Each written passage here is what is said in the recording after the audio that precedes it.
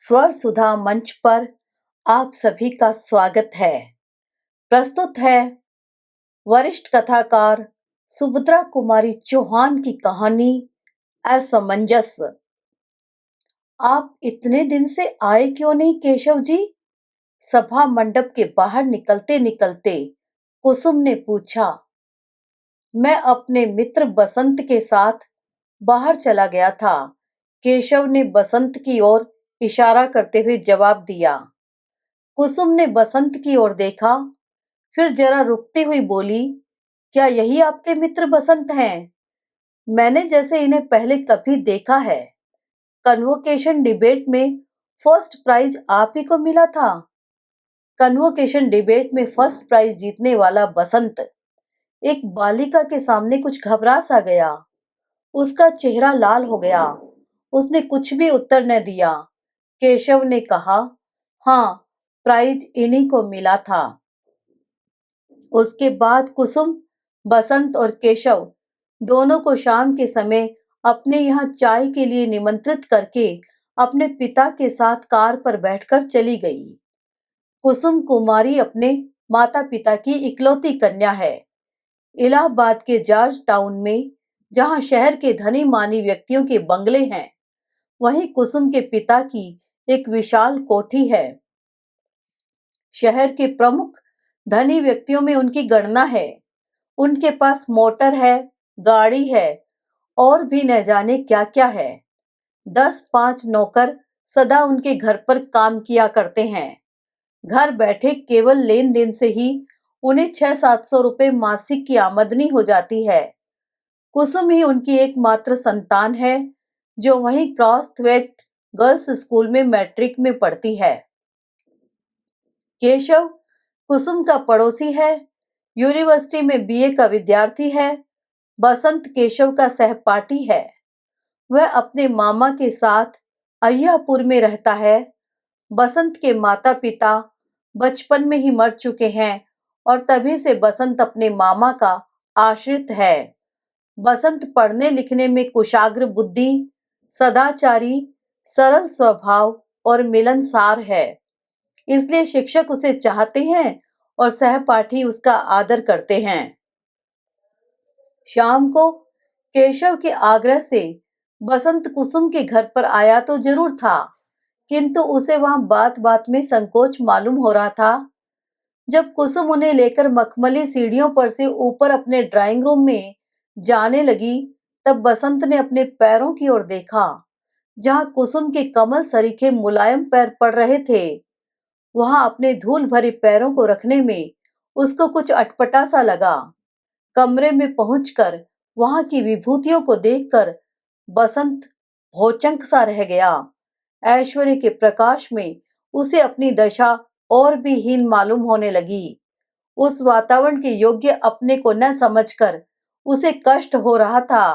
वह बार बार सोचता था कि मैं नाहक ही यहाँ आया। कुसुम अद्वितीय सुंदरी थी। उसकी शिक्षा और व्यवहारिक ज्ञान ने सोने में सुहागे का सा काम कर दिया था। उसके शरीर पर आभूषणों का विशेष आडंबर न था। वह लाल किनारी की एक साफ साड़ी पहने थी, जो उसकी कांति से मिलकर और भी उज्जवल मालूम हो रही थी। कुसुम का व्यवहार बड़ा शिष्ट था। उसकी वाणी में संगीत का सा माधुर्य था। वह चतुर चितेरे के चित्र की तरह मनोहर, कुशल शिल्पी की कृति की तरह त्रुटि रहित और सुकवि की कल्पना की तरह सुंदर थी। बसंत के जीवन में किसी युवती बालिका से बातचीत करने का यह पहला ही अवसर था। उसने कुसुम की ओर एक बार देखा, फिर उसकी आंखें ऊपर न उठ सकी। कुसुम ने चांदी के से सुंदर प्यालों में चाय बनाकर टेबल पर रखी। तश्तरियों में जलपान के लिए फल और मिठाइयां सजा दी। बसंत स्वभाव से ही शिष्ट था, किंतु आज वह साधारण शिष्टाचार की बातें करना भी भूल गया और उसने चुपचाप चाय पीना शुरू कर दिया। कुसुम यदि कोई बात पूछती तो बसंत का चेहरा अकारण ही लाल हो जाता और उसका हृदय इस प्रकार धड़कने लगता, जैसे वह किसी कठिन परीक्षक के सामने बैठा हो। चाय पीते-पीते भी उसका गला सूख जाता था और सिवा हाँ या न के वह कुछ बोल न सकता था। इंटर यूनिवर्सिटी डिबेट में जाकर बनारस से अपने कॉलेज के लिए शील्ड जीत लाना बसंत के लिए उतना कठिन न था, जितना कठिन आज उसे साधारण बातचीत करना मालूम हो रहा था। वह अपनी दशा पर स्वयं हैरान था और उसे अपने अचानक मौन पर आश्चर्य हो रहा था।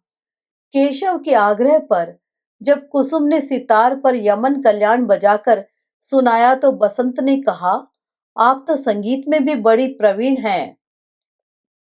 यह सुनकर कुसुम ने जरा हंसकर कहा, आप तो मुझे बनाते हैं, अभी तो मुझे अच्छी तरह बजाना भी नहीं आता। यह सुनकर बसंत का अपना वाक्य मूर्खतापूर्ण लगने लगा और उसे अपनी उक्ति में केवल व्यंग्य का ही आभास मालूम पड़ा। बसंत बहुत देर बाद बोला था और अब बोलने के बाद अपने को धिक्कार रहा था। बसंत जब वापस आया तो उसे कुछ याद आ रहा था कि जैसे कुसुम ने चलते समय उससे कभी-कभी आते रहने का अनुरोध किया था, किंतु वह अकेला कुसुम के घर न जा सका और एक दिन फिर केशव के ही साथ गया। इसी प्रकार बसंत जब कई बार कुसुम के घर गया तो कुसुम ने देखा कि बसंत भी बातचीत कर सकता है। उसकी विद्वता और योग्यता पर तो कुसुम पहले से ही मुग्ध थी। अब उसकी मर्यादित सीमा के अंदर बातचीत और व्यवहारिक ज्ञान को देखकर कुसुम की श्रद्धा और बढ़ गई। अन्य नवयुवकों की तरह बसंत में उच्छृंखलता और उद्दंडता न थी। उसकी बातचीत, हंसी मजाक सब सीमा के बाहर न जाते थे। कुसुम ने बसंत से अंग्रेजी पढ़ाने के लिए आग्रह किया, जिसे बसंत ने स्वीकार कर लिया और इस प्रकार धीरे-धीरे कुसुम और बसंत की घनिष्ठता बढ़ने लगी। कुसुम से मिलने के पहले बसंत ने उसके विषय में जो धारणा बना रखी थी कि धनवान पिता की अकेली कन्या जरूर उद्धत स्वभाव की होगी, वह निर्मूल हो गई। अब उसे कुसुम के पास जाने की सदा इच्छा बनी रहती थी। सवेरे से ही वह शाम होने की बाट देखा करता। अपनी दशा पर उसे स्वयं आश्चर्य था। कुसुम मैट्रिक पास हो गई और बसंत बीए, किंतु दोनों ही ने आगे पढ़ना जारी रखा। बसंत अब भी कभी-कभी कुसुम के घर आया करता था। एक दिन बसंत ने सुना कि कुसुम का विवाह मई के महीने में होने वाला है। बसंत समझ न सका कि यह सुनकर उसका चित्त अव्यवस्थित सा क्यों हो गया। उसने कभी स्वप्न में भी न सोचा था कि कुसुम के साथ उसका भी कोई ऐसा संबंध हो सकता है। अपनी और कुसुम की आर्थिक स्थिति में जमीन आसमान का अंतर वह देखा करता था और कभी इस प्रकार की असंभव कल्पना को लाने के लिए उसे अपने ऊपर विश्वास था। कुसुम उसके लिए आकाश कुसुम थी। उसे छूने तक की कल्पना बेचारा बसंत कैसे करता। अदरक के व्यापारी को जहाज की खबर से क्या मतलब, और यदि जहाज की खबर सुनकर उसे सुख दुख हो तो आश्चर्य की बात ही है। बसंत यही सोच रहा था। बसंत कुसुम से दूर दूर रहने की सोचने लगा, किंतु ज्यों ही शाम हुई वह अपने आप को रोक न सका। निकला तो वह टहलने, लेकिन टहलता हुआ कुसुम के घर जा पहुंचा। जब वह कुसुम के घर पहुंचा तो कुसुम वहां न थी। वह ड्राइंग रूम में बैठकर एक एल्बम के पन्ने उलटने लगा। उसकी दृष्टि एक चित्र पर जाकर एकाएक रुक गई। वह बड़ी देर तक उस चित्र को ध्यानपूर्वक देखता रहा। उसका सिर चित्र के ऊपर झुक गया और आंसू की दो बड़ी-बड़ी बूंदें गिर पड़ी। बसंत जैसे सोते से जाग पड़ा हो। उसने झट से जेब से रुमाल निकालकर चित्र पर से आंसू की दो बूंदें पोंछ दी और उसी समय उसकी नजर सामने लगे हुए बड़े आईने पर पड़ी। कुसुम उसके पीछे चुपचाप खड़ी थी। उसकी आंखें सजल थी। बसंत कुछ घबरा सा गया। कुसुम पास की एक कुर्सी खींचकर बैठ गई। थोड़ी देर तक दोनों ही चुपचाप रहे। आखिर कुसुम ने ही कुछ देर बाद निस्तब्धता भंग करते हुए कहा, बसंत बाबू, अब तो बहुत देर हो चुकी है। बसंत ने कहा, जो कुछ हुआ ठीक ही हुआ है। इसके बाद मिल्टन की एक पोएम की कुछ पंक्तियां जो कुसुम न समझ सकती थी, बसंत ने उसे समझाई। बसंत अपने घर गया और कुसुम अपने पिता के साथ हवाखोरी के लिए।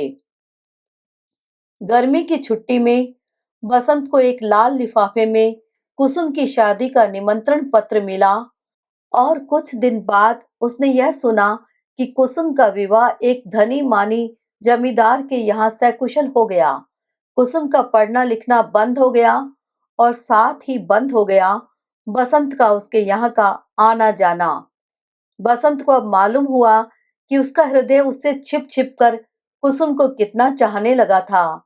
कुसुम को अपनाने की लालसा भी उसके हृदय में दबी हुई थी। अपने हृदय के इस विश्लेषण पर बसंत को आश्चर्य हुआ। यह इच्छाएं कब उसके हृदय में आई, ऐसा उसे स्पष्ट भाव से स्मरण नहीं आया। उसे अपने ऊपर और अपनी बुद्धि पर विश्वास था, किंतु हृदय बुद्धि और तर्क को धोखा देकर मनुष्य को किस प्रकार असंभव कल्पना की ओर प्रेरित कर सकता है, बसंत ने आज जाना। उसने सोचा, यदि मैं सचमुच कुसुम को प्यार करता था तो मैंने कुसुम से यह कहा क्यों नहीं। यदि उसे अपनाने की इच्छा मेरे हृदय में थी तो उसे मैंने कभी प्रकट क्यों नहीं किया। वह अपने प्रश्नों पर आप ही निरुत्तर हो जाता था। फिर उसने बार बार यही सोचा कि उसने सदा से ही कुसुम को प्यार किया है और हृदय से प्यार किया है। तब क्या कुसुम भी उसे प्यार करती थी? शायद हाँ या नहीं। बसंत कुछ निश्चय न कर सका, किंतु तर्क की शुष्क विवेचना में उस दिन की कुसुम की सजल आंखें डूबते हुए को तिनके के सहारे की तरह बसंत को मालूम हुई। बसंत एमए पास करने पर लाहौर कॉलेज में प्रोफेसर हो गया और साधारण स्थिति में अपने दिन काटने लगा। उसे प्रोफेसरी करते करते 4 साल हो गए, किंतु उसके जीवन में कोई विशेष परिवर्तन न हुआ। उसके मामा ने उसके विवाह के लिए 2-4 बार कहा भी, किंतु बसंत ने टाल दिया। माता पिता तो थे ही नहीं जो उसे बार बार विवाह के लिए बाध्य करते। मित्रों ने भी यदि कभी बसंत से इसकी चर्चा की तो बसंत ने बात सदा हंसी में उड़ा दी। अपनी इस लापरवाही का कारण वह खुद न समझ सकता था। विवाह न करने की उसने कोई प्रतिज्ञा तो न कर रखी थी, किंतु न जाने क्यों उसका चित्त अव्यवस्थित था। विवाह की ओर उसका झुकाव नहीं सा था। इन 4 वर्षों में बसंत एक बार भी इलाहाबाद नहीं गया।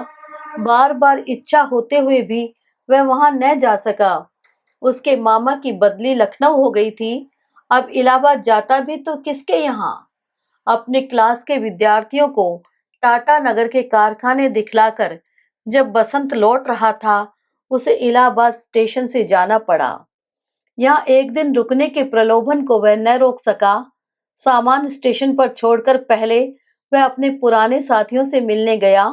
एक दो को छोड़कर उसे और कोई न मिला। फिर वह जॉर्ज टाउन की ओर गया और उसके पैर अपने आप कुसुम के घर के पास जाकर ठिठक गए। दरवाजे पर वही पुराना चौकीदार बैठा हुआ हाथ में तमाकू मल रहा था। बसंत को देखते ही वह उठकर खड़ा हो गया। बोला, बहुत दिन में आए भैया, और बिना बसंत के कहे ही अंदर खबर देने चला गया। बसंत जाकर उसी ड्राइंग रूम में बैठ गया जहां वह बहुत बार कुसुम के शिक्षक के रूप में बैठ चुका था। इन 4 वर्षों में कुसुम और बसंत के बीच किसी प्रकार का कोई पत्र व्यवहार नहीं हुआ था और न उन्हें एक दूसरे के विषय में कुछ मालूम था। बसंत सोच रहा था कि इतने दिनों के बाद कुसुम न जाने किस भाव से मिलती है, कैसा स्वागत करती है। उसका आना उसे अच्छा भी लगता है या नहीं, कौन जाने। इतने ही में बिना किनारी की एक सफेद खादी की साड़ी पहने कुसुम ड्राइंग रूम में आई। बसंत ने बड़े ही नम्र भाव से उठकर अभिवादन किया। क्यों, क्या कुसुम को इतनी जल्दी भूल गए जो अपरिचित की तरह शिष्टाचार करते हो? बसंत बाबू, कुसुम ने हल्की मुस्कुराहट के साथ कहा। बसंत का ध्यान इस ओर न था। वह चकित दृष्टि से कुसुम के सादे पहनावे को देख रहा था। सौभाग्य के कोई चिन्ह न थे, न तो हाथ में चूड़ी और न माथे पर सिंदूर की बिंदी। विधाता, तो क्या कुसुम विधवा हो चुकी है? किंतु बसंत का हृदय इस बात को मानने के लिए तैयार ही न होता था। क्या सोच रहे हो बसंत बाबू? कुसुम ने फिर पूछा। बसंत जैसे चौंक पड़ा, बोला, कुछ तो नहीं, वैसे ही मैं देख रहा था कि। कुसुम ने बात काटकर कहा, आप मेरी तरफ देख रहे होंगे, किंतु इसके लिए क्या किया जाए? विधि के विधान को कौन टाल सकता है? बसंत को मालूम हुआ कि विवाह के 2 ही वर्ष बाद कुसुम विधवा हो गई। उसके पिता भी उसे अटूट संपत्ति की अधिकारिणी बनाकर 6 महीने हुए परलोकवासी हुए। बसंत ने देखा कि विपत्तियों ने कुसुम को ज्ञान में उससे भी अधिक प्रौढ़ बना दिया है। कुसुम उम्र में बसंत से कुछ साल छोटी थी, किंतु बसंत अभी संसार सागर के इसी तट पर था और कुसुम कुसुम लहरों के चपेट में आकर उस पार बसंत से बहुत दूर पहुंच गई थी। बसंत के जीवन में आशा थी और कुसुम का जीवन निराशापूर्ण था। निराशा की अंतिम सीमा शांति है। कुसुम उसी शांति का अनुभव कर रही थी। उस दिन बसंत फिर लौटकर वापस न जा सका। कुसुम के अनुरोध से वह 2 दिन तक कुसुम का मेहमान रहा।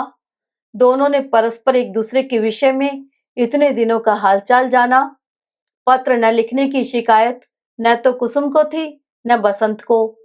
चलते समय कुसुम ने बसंत से आग्रह किया कि यदि किसी काम से उन्हें इस ओर आना हो तो इलाहाबाद में जरूर ठहरें।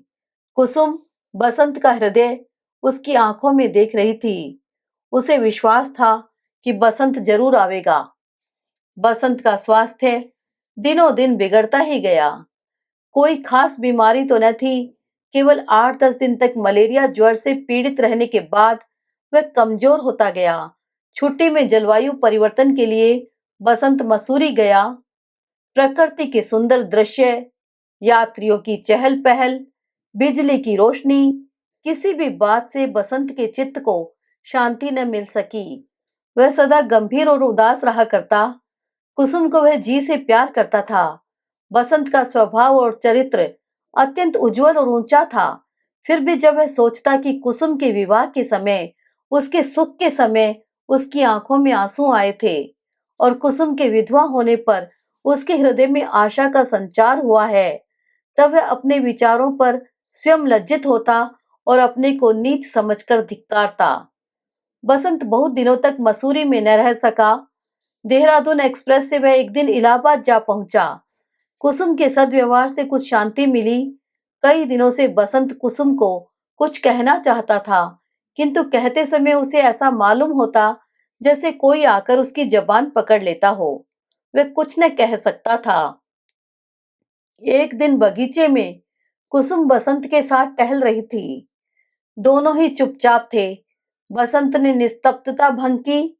उसने पूछा, कुसुम, तुम अपना सारा जीवन इसी प्रकार तपस्विनी की तरह बिता दोगी?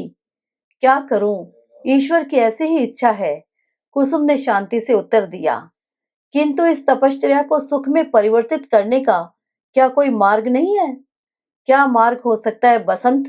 तुम ही कहो न, मेरी समझ में तो नहीं आता। बसंत ने धड़कते हुए हृदय से कहा, पुनर्विवाह, जैसा कि तुम्हारी सखी मालती ने भी किया है। कुसुम को एक धक्का सा लगा। उसका चेहरा लाल हो गया। उसने दृढ़ता से कहा, लेकिन बसंत बाबू, मुझसे तो यह कभी न हो सकेगा। बसंत चुप हो गया। वह रह रहकर अपनी गलती पर पछता रहा था। बसंत ने साहस करके इस नाजुक विषय को छेड़ तो जरूर दिया था, किंतु वह डर रहा था कि कहीं कुसुम की नजर से वह नीचे न गिर जाए। दोनों चुप थे। दोनों के दिमाग में एक प्रकार का तूफान सा उठ रहा था।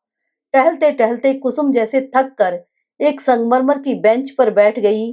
उसने बसंत से भी बैठ जाने का इशारा किया। उसने कहा, बसंत, मैं तुम्हें कितना चाहती हूँ, शायद तुम इसे अभी तक अच्छी तरह नहीं जान पाए हो। बसंत के हृदय में फिर आशा चमक उठी। वह ध्यानपूर्वक उत्सुकता के साथ कुसुम की बात सुनने लगा। कुसुम ने कहा, तुम भी मुझे पहले से चाहते थे। यह बात मुझसे छिपी न रह सकी। उस दिन ड्राइंग रूम में अपने आप ही प्रकट हो गई। लेकिन यह प्रकट हुई बहुत देर के बाद, जब उसके लिए कोई उपाय शेष न था। उसके बाद बसंत, इन 4 लंबे वर्षों की अवधि में मैं तुम्हें भूल नहीं सकी हूँ, जैसा कि तुम देख रहे हो। बसंत का हृदय जोर से धड़क रहा था। कुसुम ने फिर कहा, इतना सब होते हुए भी बसंत, मैंने निश्चय किया कि मैं कभी पुनः विवाह न करूंगी। अपने माता पिता और अपने स्वामी की स्मृति में कलंक न लगाऊंगी। तुम्हारी और मेरा शुद्ध प्रेम है, उसमें वासना और स्वार्थ की गंध नहीं है। बसंत हताश हो गया। कुसुम ने फिर कहा, कहानियों की तरह क्या प्रेम का अंत विवाह में ही होना चाहिए बसंत? बसंत कोई उत्तर न दे सका। उसने देखा, कुसुम प्रेम की दौड़ में भी उससे बहुत आगे निकल गई है। बसंत अपने को स्वार्थी और ओछे हृदय का समझने लगा। उसे ऐसा मालूम हुआ कि कुसुम बहुत ऊंचे से किसी दूसरे लोक से बोल रही है, जिसे बसंत कुछ समझ सकता है और कुछ नहीं। इसके बाद बसंत और कुसुम के बीच में इस विषय में फिर कभी कोई बात न हुई। किंतु बसंत अब भी समझता है कि कुसुम का तर्क सत्य नहीं है। किसी सुकवि की कल्पना की तरह यह सुंदर जरूर है, पर उसमें सच्चाई नहीं है। परंतु इस प्रकार के विचार आने पर वह स्वयं अपनी आंखों से नीचे गिरने लगता है। उसके कानों में बार बार कुसुम के यह शब्द गूंजने लगते हैं, क्या प्रेम का अंत कहानियों की तरह विवाह में ही होना आवश्यक है? अभी आप सुन रहे थे प्रसिद्ध लेखिका सुभद्रा कुमारी चौहान की कहानी असमंजस। आशा करती हूँ कहानी आपको अच्छी लगी होगी। कृपया इसके लिए चैनल को सब्सक्राइब कर दीजिएगा और कल मिलते हैं अगली कहानी के साथ।